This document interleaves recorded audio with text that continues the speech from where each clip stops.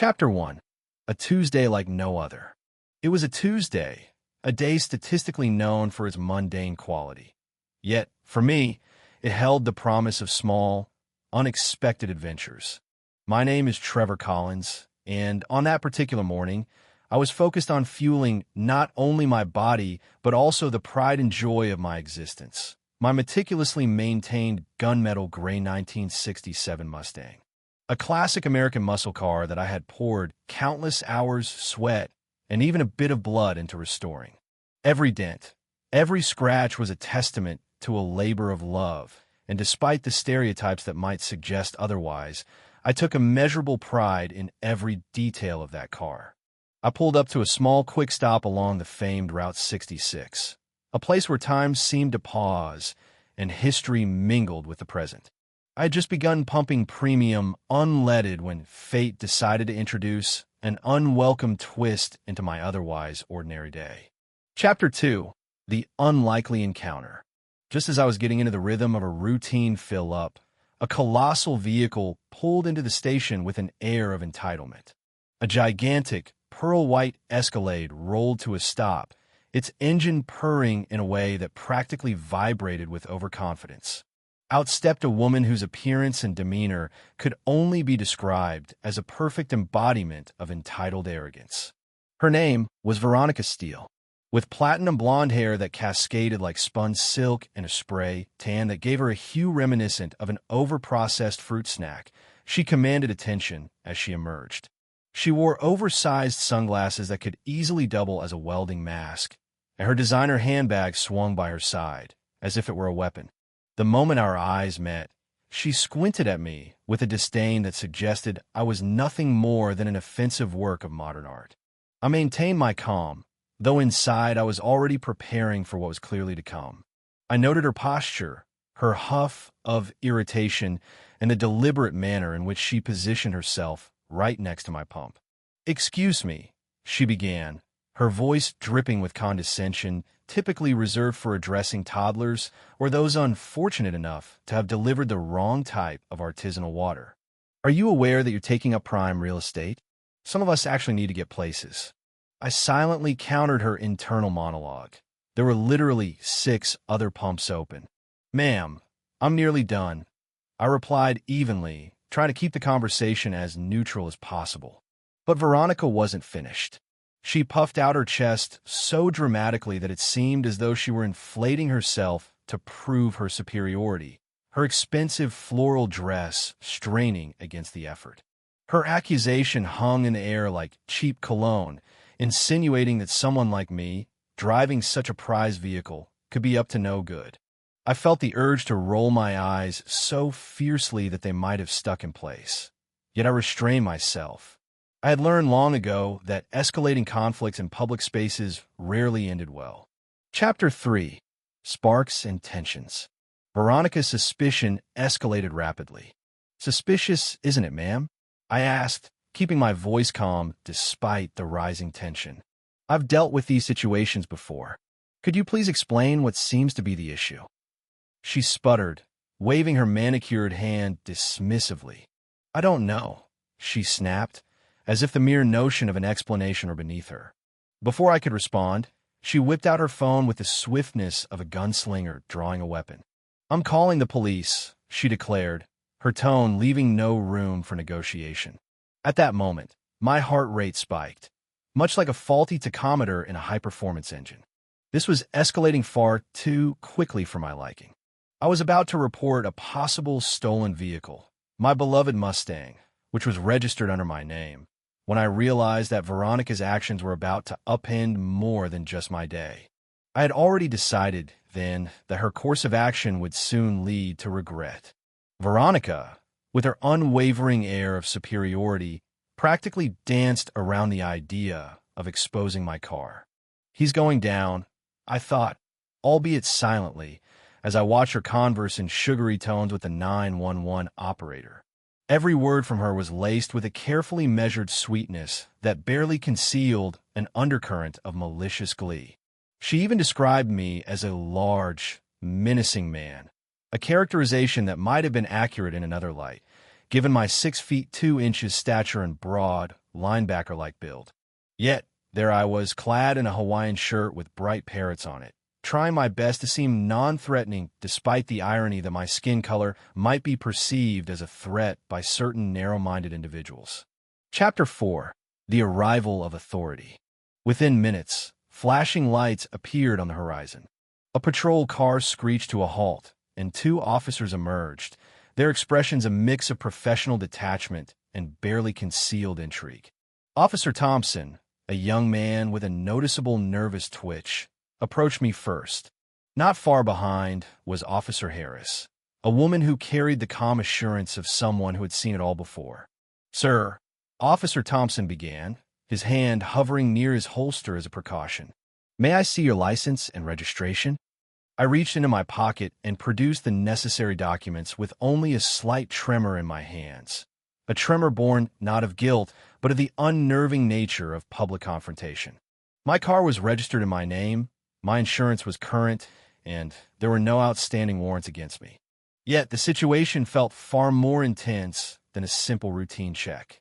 Customers at the gas station and even the attendant watched the unfolding drama with a mixture of curiosity and discomfort. It's never a good feeling to be the center of a police encounter in public, especially when prejudice might be an underlying factor. Officer Thompson continued, "Everything seems to be in order, sir, but we still need to verify the VIN number on your vehicle." I nodded, fully aware that the process was simply a formality. Veronica, standing by with her arms crossed and an expression of smug satisfaction, clearly relished every moment of the scene. I could almost hear her internal monologue, "Aha, I knew it. He's going down." I silently hoped that this wouldn't take too long, as I had a date scheduled that evening, and any further delay would only dash my hopes for an enjoyable night. After what felt like an eternity, though it was likely only 5 minutes, Officer Thompson cleared his throat. "Everything checks out, sir. The vehicle is registered to you. You're free to go." His tone was professional, but there was a trace of satisfaction in his voice. The look on Veronica's face was priceless. Her jaw dropped, her eyes widened, and the carefully constructed facade of superiority crumbled as if it were made of stale cookie dough. In a feeble attempt to regain some semblance of control, she sputtered, But he's black," as if that revelation alone could invalidate my rightful ownership of the car. Officer Harris stepped forward at that moment, her voice firm yet polite. "Ma'am, filing a false police report is a crime. Are you accusing this gentleman of anything else?" Her words carried a clear warning, and Veronica, flustered and humiliated, stammered incoherently before finally muttering an insincere apology. "Fine," she grumbled. "I'm sorry for the misunderstanding." Her apology was as hollow as a politician's promise, lacking any true remorse. Chapter 5. Aftermath at the pump. As the officers began to wrap up their business, and Veronica fumbled with her keys, I felt a surge of righteous indignation. Not only had I been subjected to unwarranted scrutiny, but I also recognized something disturbingly familiar about her behavior. I couldn't shake the feeling that I had seen Veronica steal somewhere before, like a half-remembered face in a long-forgotten dream.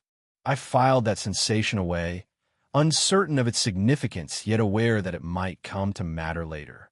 The police car's lights eventually faded into the distance, and the gas station slowly returned to normalcy.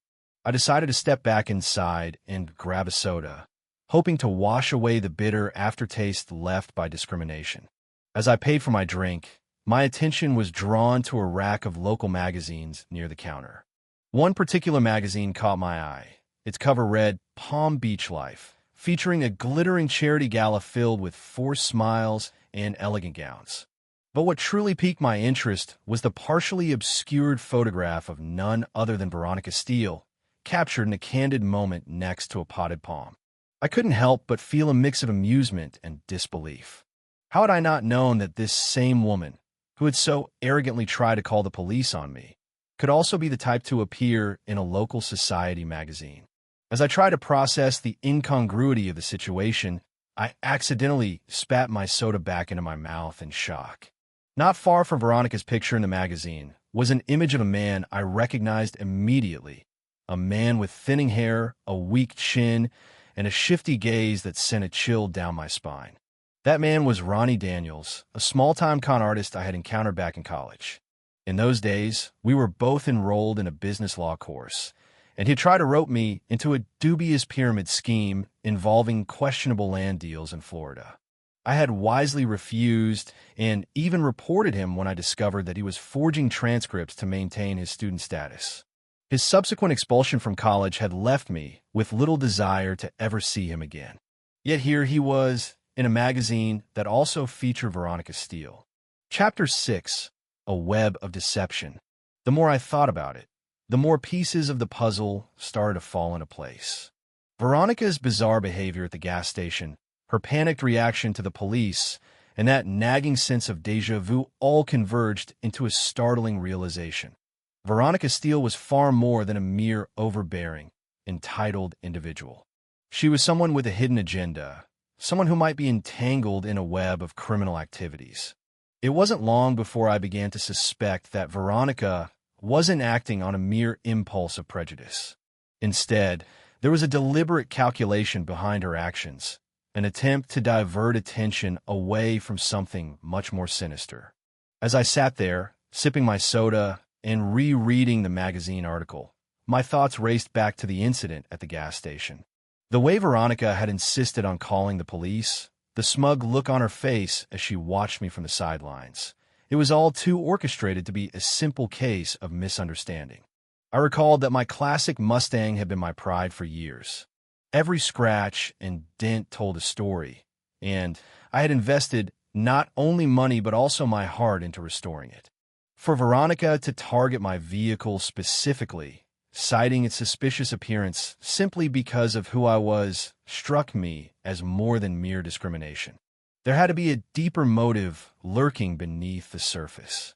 Determined to unravel this mystery, I began to dig deeper.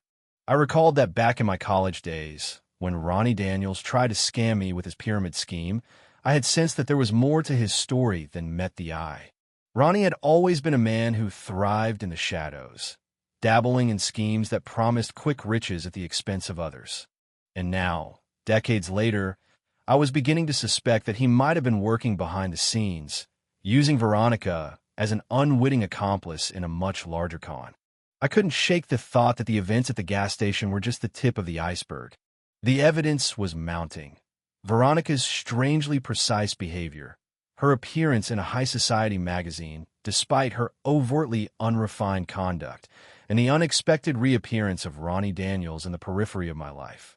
All of it pointed to a connection, a nefarious network that spanned far beyond the confines of a simple gas station altercation. Chapter 7, An Unexpected Revelation. That evening, as I returned to my Mustang after the brief police encounter, my mind buzzed with theories and suspicions.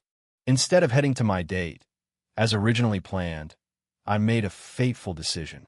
I veered away from the usual route and drove directly to the nearest FBI field office. It was time to share my observations with someone who could take real action. Inside the modest but efficient building, I was ushered into the office of a special agent by the name of Agent Walker. A seasoned professional with an eye for detail, Agent Walker listened intently as I recounted the events of that tumultuous Tuesday. I described every detail with the precision of someone who had nothing to hide. The arrogant behavior of Veronica Steele, the unjustified police intervention, and the unsettling familiarity that tied her to a past encounter with a con man from my college days. Agent Walker's expression shifted from mild skepticism to genuine interest as I mentioned Ronnie Daniels and the pyramid scheme that had once threatened my financial stability. Her eyes gleamed with professional curiosity as I laid out my theory, one that suggested Veronica Steele might be more than just a misguided individual. Instead, she could be an accomplice harboring a fugitive, leveraging her position and appearance to shield someone far more dangerous. I handed her the magazine, pointing out Ronnie Daniels' photo in the background, and explained how every clue seemed to align like pieces of a meticulously crafted puzzle. This, I said, is no random encounter.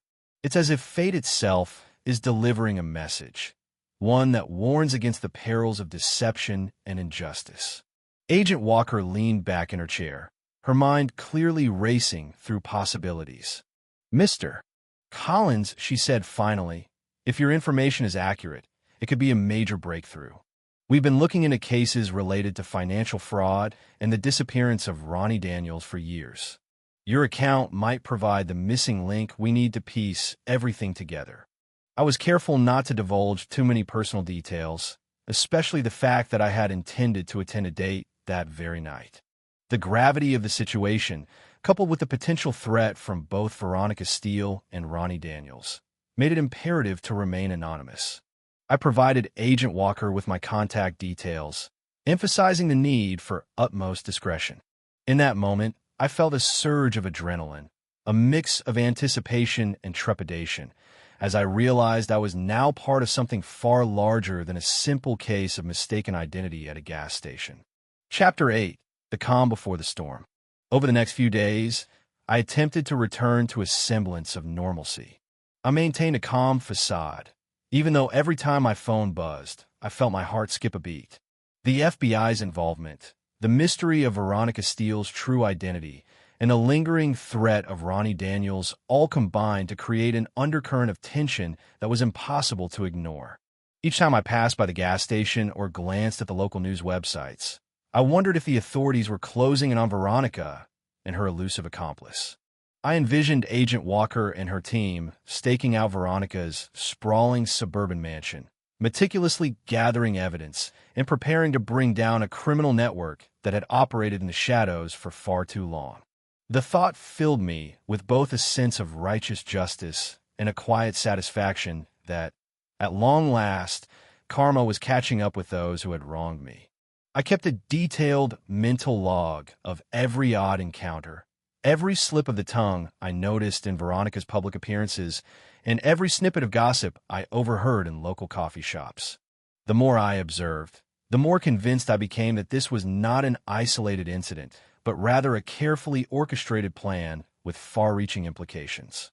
Veronica Steele, with all her bluster and entitlement, was not merely a misguided individual. She was a key player in a game of deceit that spanned multiple facets of society. One particularly crisp morning, as I sipped my coffee in a quiet diner off Route 66, I found myself musing over the strange series of events that had unfolded. I recalled the gas station altercation in vivid detail, the way Veronica had dismissed my attempts at rational dialogue, the irony of her accusing me of being menacing simply because of my appearance, and the unmistakable glimmer of vindication in her eyes when the truth was finally revealed by the authorities. I knew that the road ahead was fraught with uncertainty. There was a chance that by speaking to the FBI, I might have inadvertently put a target on my back. Yet, the alternative, remaining silent and letting injustice prevail, was not an option I was willing to entertain. With each passing day, the stakes grew higher, and my resolve only strengthened. Chapter 9. A Tapestry of Intrigue.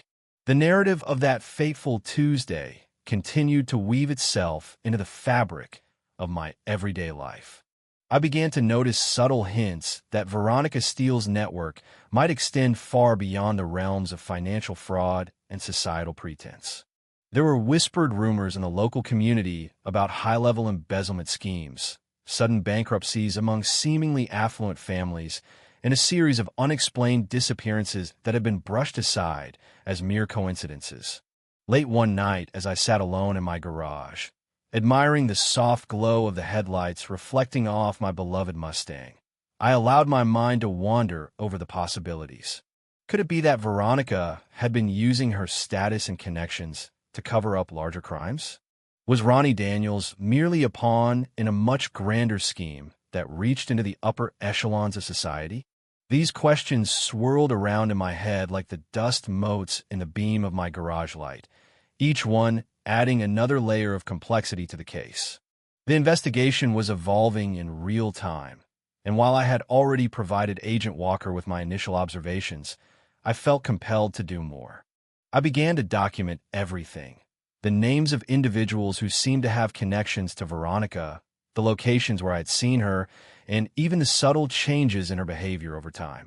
It wasn't long before I discovered that there was an undercurrent of fear and suspicion among the local community, a sense that something wasn't quite right behind the polished veneer of wealth and privilege. One afternoon, while perusing an online forum dedicated to classic car enthusiasts, I came across several posts that hinted at similar encounters. Other owners of vintage vehicles had faced inexplicable accusations, bizarre encounters with local authorities, and even threats from unknown sources. It became clear that I was not alone in my experiences. This network of hidden grievances only added weight to my growing conviction that Veronica Steele was part of a larger criminal enterprise. Chapter 10: The Gathering Storm. As the days turned into weeks, my life began to resemble a high-stakes thriller. I found myself constantly looking over my shoulder, wary of every unexpected phone call and glance in the mirror. The narrative of that single Tuesday had grown into an intricate tapestry of intrigue, spanning personal vendettas, organized crime, and systemic injustice. Despite my initial reluctance to stray from a normal life, I knew that I could no longer ignore the signals. I dedicated long hours to piecing together the fragments of evidence I'd gathered, creating detailed timelines, and mapping out connections that hinted at a vast network of corruption. Every conversation, every chance encounter became a potential clue in the unfolding mystery. It wasn't long before I began to see the big picture. Veronica Steele was not operating in isolation. She was part of a clandestine circle that had long evaded the notice of local law enforcement. The connections extended to influential figures in business and politics, and the implications were far more serious than a mere misunderstanding at a gas station. Late one evening, as I sat at my desk with stacks of notes and printed articles scattered around me, I received a call from Agent Walker. Her voice, measured and steady, conveyed both urgency and cautious optimism. "Mr. Collins," she said, "we've made some progress. The evidence you provided has opened up several avenues of investigation, and we're beginning to piece together the true extent of the operation." I listened intently as she outlined the FBI's findings. Apparently, Veronica Steele had been under surveillance for some time, suspected of aiding in financial fraud and the concealment of assets tied to a series of high-profile scams. The authorities had been aware of Ronnie Daniels' dubious past for years, but it was only now that his name was being linked directly to Veronica. The realization sent a shiver down my spine. The pieces of the puzzle were finally aligning, and the picture that emerged was as disturbing as it was clear. Agent Walker explained that while Veronica had not yet been formally charged, the investigation was intensifying. Every new lead, every tiny discrepancy in her story was being scrutinized. "Your account, Mr. Collins, has been invaluable," she remarked, "and we may need you to continue providing any new information you come across." I agreed without hesitation, knowing that this was my chance to play a crucial role in bringing down a criminal network that had caused untold damage to so many lives. With the FBI's involvement, I felt a cautious optimism begin to replace the anxiety that had plagued me since that fateful Tuesday. Chapter 11: Shadows of the Past. Even as the investigation moved forward, my thoughts kept returning to that turbulent day at the gas station. I couldn't help but replay every moment in my head. The condescending tone in Veronica Steele's voice, the smug satisfaction in her eyes, and the silent, seething anger that bubbled beneath my calm exterior. It was a day that had forever altered the course of my life, setting in motion events that were now spiraling into a full-blown investigation. My mind also wandered back to my earlier encounters with Ronnie Daniels. The memories of our college days, the shady business proposals, the reckless risks, and the inevitable fallout seemed like distant echoes from another life. Yet, those memories had taken on a new, ominous significance. Ronnie Daniels was not just a small-time con artist. He had been part of something much larger, a network of deception that continued to operate in the shadows of respectable society. In quiet moments, I found myself questioning how well I truly knew the people around me. The familiar faces in my hometown, the acquaintances from my college days, and even some of the officials who now oversaw the investigation, all could potentially be linked in ways I hadn't imagined. It was a sobering realization that the veneer of normalcy often concealed far darker truths. Determined to unearth every possible detail, I began to revisit old records and correspondences. I combed through emails, scanned old newspaper clippings, and even reconnected with former acquaintances who might have insights into Ronnie Daniels' past. Every scrap of information felt like a tiny victory, a piece of the larger puzzle that, when put together, would reveal the full extent of the conspiracy.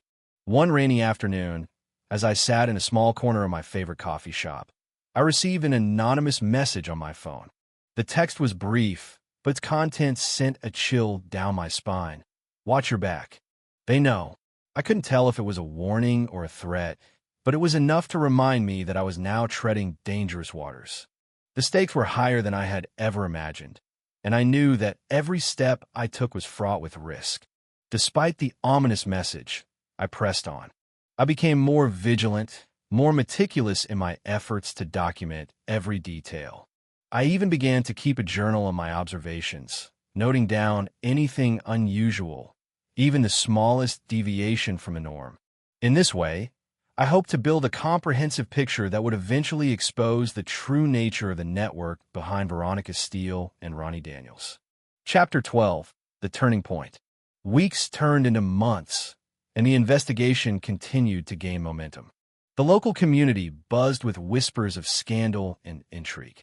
The once quiet streets of our town now felt charged with tension, as if everyone sensed that something monumental was about to unfold. One crisp autumn morning, while I was taking a leisurely drive in my Mustang along a winding country road, I received a call from Agent Walker. Her voice, filled with a mix of excitement and urgency, confirmed that new evidence had emerged, evidence that linked Veronica Steele directly to a series of fraudulent financial schemes. The case was rapidly evolving, and it seemed that the authorities were closing in on the conspirators. I listened carefully as Agent Walker explained that forensic experts had uncovered traces of financial transactions that connected Veronica to a web of offshore accounts and shell companies. These accounts, hidden behind layers of corporate complexity, were suspected of being used to launder money obtained through fraudulent schemes. The implications were staggering. Not only was Veronica involved in a massive financial scam, but the investigation also hinted at collusion with high-level figures in the business world. The gravity of the situation was impossible to ignore. I felt a mix of vindication and apprehension. Vindication, because the universe was finally balancing the scales of justice for the discrimination and injustice I had experienced at the gas station, and apprehension, because the network behind it was far more vast and dangerous than I had initially imagined. In the days that followed, the FBI stepped up its efforts. Surveillance was intensified, and key figures in the network began to be rounded up. Veronica Steele, who had once exuded an air of invulnerability, now found herself under intense scrutiny. Rumors circulated that she might soon face charges not only for filing a false police report, but also for her involvement in the financial fraud that had ruined countless lives. I kept in touch with Agent Walker, providing her with any updates I could gather from my own investigations.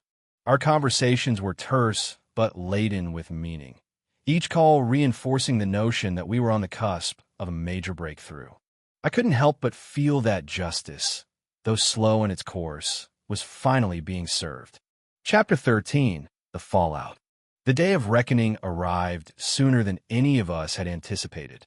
A week later, as I was browsing the local news website from the comfort of my living room, I froze at the sight of a headline that sent shockwaves through my entire being.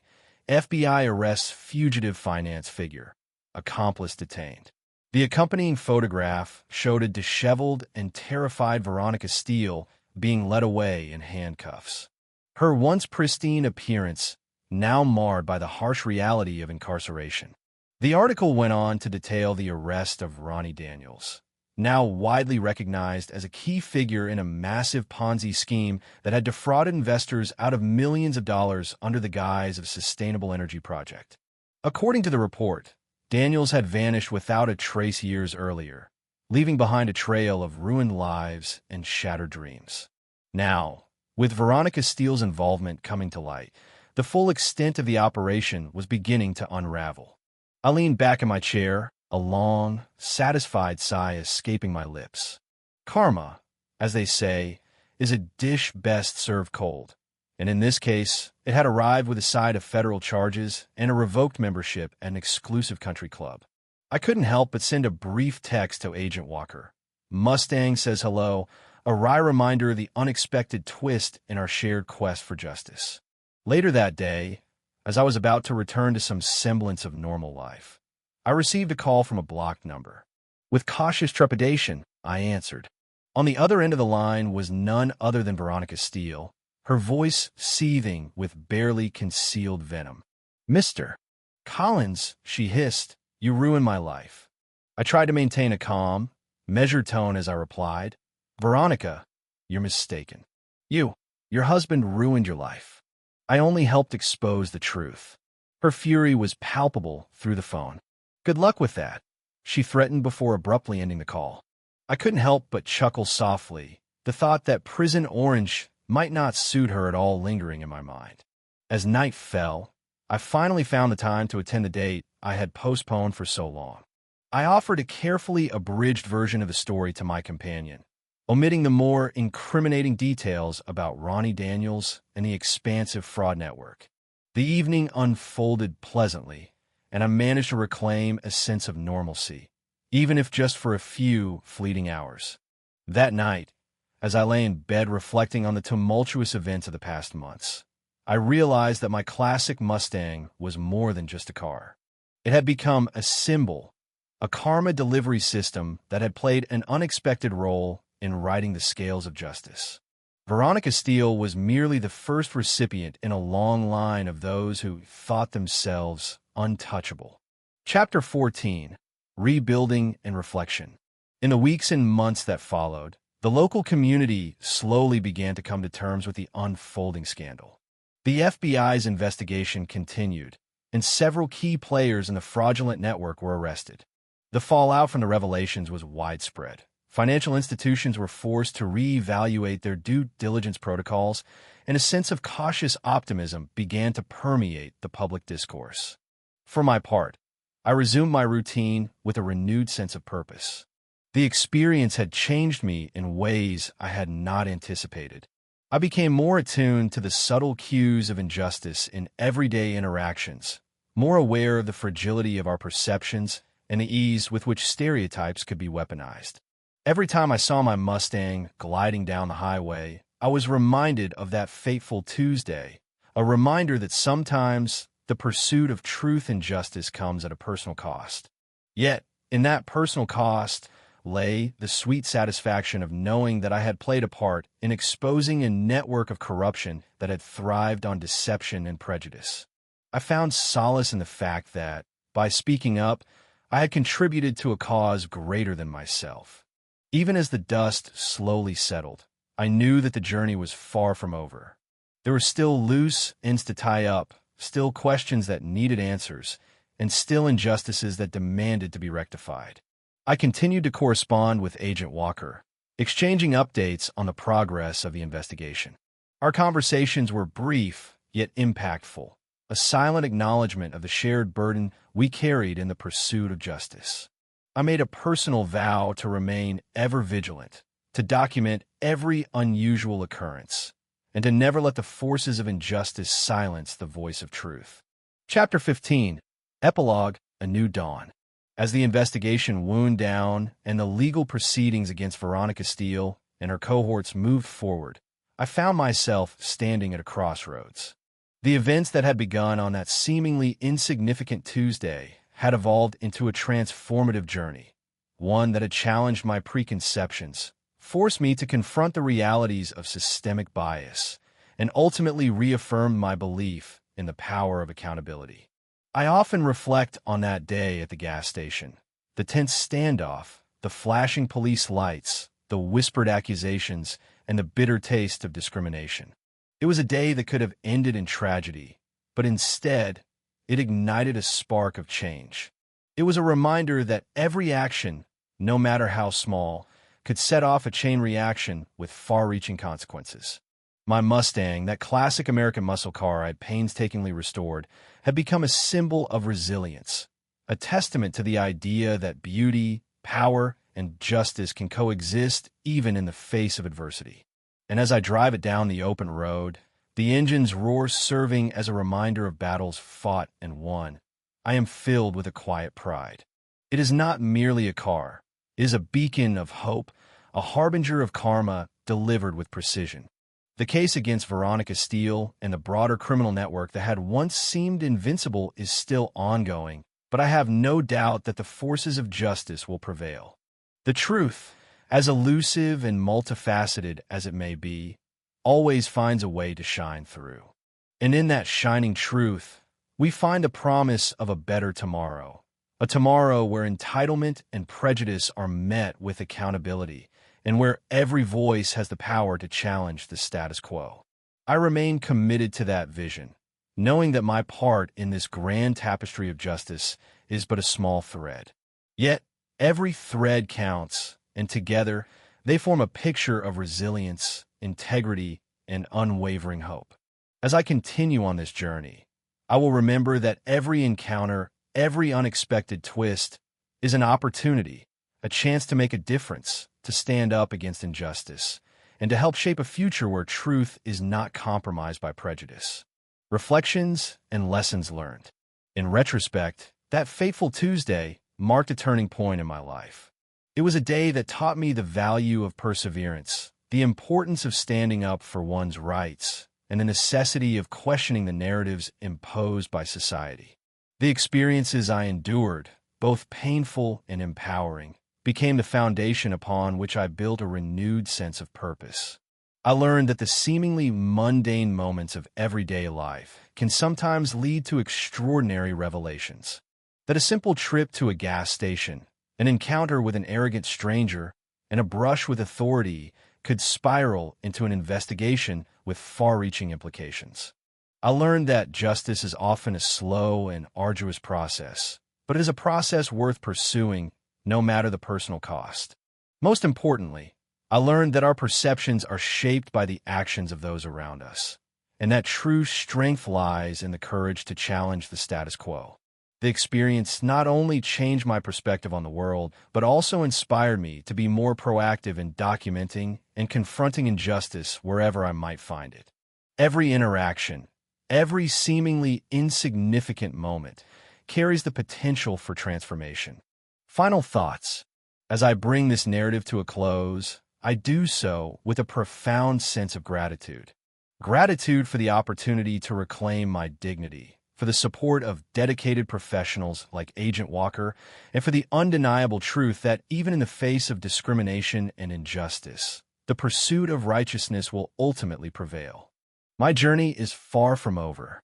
There will undoubtedly be more challenges, more encounters that test the limits of my resolve. But armed with the lessons of the past and the knowledge that justice is a shared responsibility, I continue to drive forward, both in my trusty Mustang and in life. This extended account stands as a testament to the transformative power of resilience, the importance of speaking truth to power, and the enduring hope that, in the end, every act of courage contributes to a more just and equitable world. It is a story of redemption, of accountability, and of the quiet triumph of the human spirit over the forces of prejudice and entitlement. Appendix: detailed timeline and evidence. To further underscore the meticulous nature of this investigation, and to provide context for those who wish to understand the full scope of the events, I have compiled a detailed timeline of key moments. Early Tuesday morning, I, Trevor Collins, begin my day at a local quick stop along Route 66. My routine is interrupted by the arrival of a pearl-white Escalade driven by Veronica Steele. The confrontation. Veronica Steele confronts me at the gas pump, citing that I am occupying prime real estate. The encounter quickly escalates as she calls the police. Police intervention. Officers Thompson and Harris arrive, conduct routine checks, and ultimately clear me of any wrongdoing. Veronica's attempt to use my race against me is met with firm professionalism by the responding officers. Post-incident reflections. After the police leave, I return inside to get a soda, where I discover a local magazine featuring Veronica Steele and, unexpectedly, Ronnie Daniels. This discovery triggers my suspicions about a broader network of criminal activity. FBI involvement. I visit the FBI field office and share my observations with Agent Walker. New evidence emerges linking Veronica Steele to a series of fraudulent financial schemes. Investigation and surveillance. Over subsequent weeks, detailed surveillance and forensic analyses confirm the involvement of Veronica Steele and Ronnie Daniels in a complex Ponzi scheme. The FBI begins rounding up key figures within the network. The arrests. Headlines emerge detailing the arrest of Veronica Steele and the capture of Ronnie Daniels. The community and I witness the long-delayed repercussions of a system built on deception and prejudice. Aftermath and reflection. I resume my daily life with a renewed commitment to justice, understanding that every small victory contributes to a larger change. I continue to document and reflect on these events, knowing that vigilance is the key to preventing future injustices. Acknowledgement. This narrative is dedicated to all who have fought against prejudice and injustice. May this account serve as both a reminder and an inspiration that the pursuit of truth and accountability is never in vain. In closing, I, Trevor Collins, remain ever committed to the ideals of fairness, truth, and resilience. As I drive my classic Mustang down endless highways, I am reminded that every mile traversed is a testament to the unwavering spirit of those who refuse to be silenced. Veronica Steele's downfall is but one chapter in a larger saga, one that continues to unfold in unexpected ways, with each new day offering the promise of redemption and change.